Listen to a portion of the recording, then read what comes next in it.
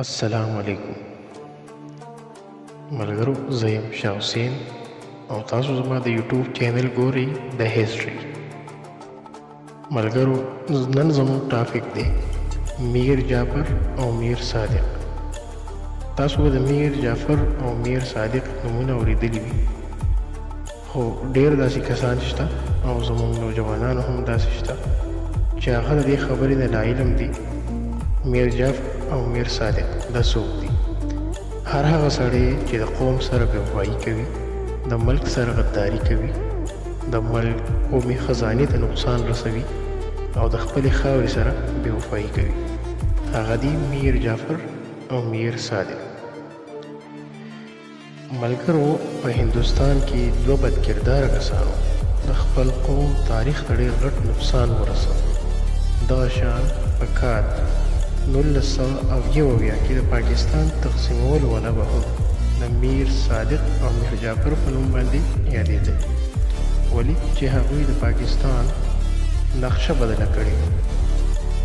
ملګرو، کله چې مغلیه سلطنت کمزوری شو نو څه صوبې ترېنه ازادې شوې چې په هغې کې بنګال هم شامل و.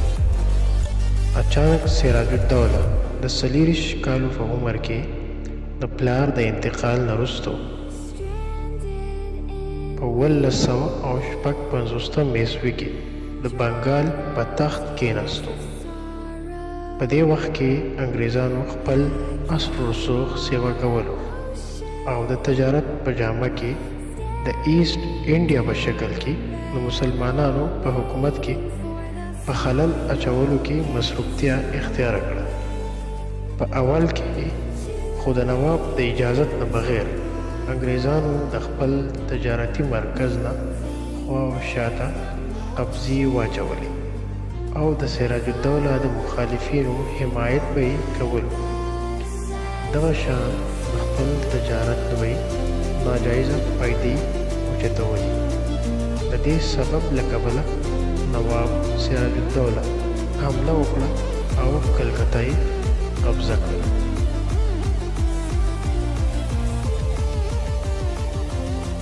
خو د دې سره انګریزانو د نواب سراج الدوله نه د نجات خلاصولو فیصله هم وکړه. په داسې قسم فیصلو کې انګریزانو د سازش جوړ کړی و او د سراج الدوله اهم کسانو ته رشوت او لالچ ورکولو. په دغه وخت کې د نواب سراج الدوله ډېر زیات قابل اعتماد سړی میر جعفر چې د پوځ کمانډر هم. انګریزانو د میر جعفر سره غوږونه نږدې کړل او سازش یې جوړ او دا لالچ یې ورله هم ورکړو چې دا به د بنګال مشر جوړ.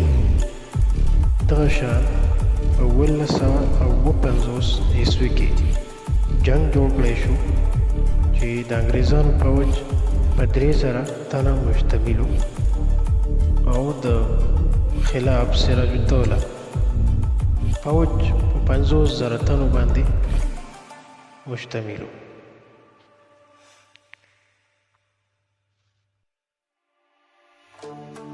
دوستانو، د جون په 30 تاریخ کال 1952 کې میر جعفر د دې جنگ په دوران کې سراج الدوله ته دوکه ورکړه او خپل فوج یې د نواب سراج الدوله نه جدا کړو چې په نتیجه کې نواب سراج الدوله ته شکست وشو.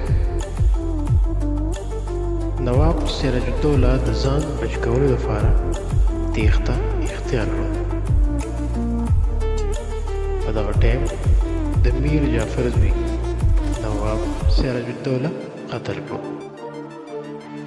ملګرو، که د معلومات ستاسو خوښ شوی وي زموږ چینل سبسکرایب کړئ او لایک هم کړئ او کامنټ کې ماته ووایئ چې د دې معلومات دویمه برخه زر تر زره تاسو سره شریک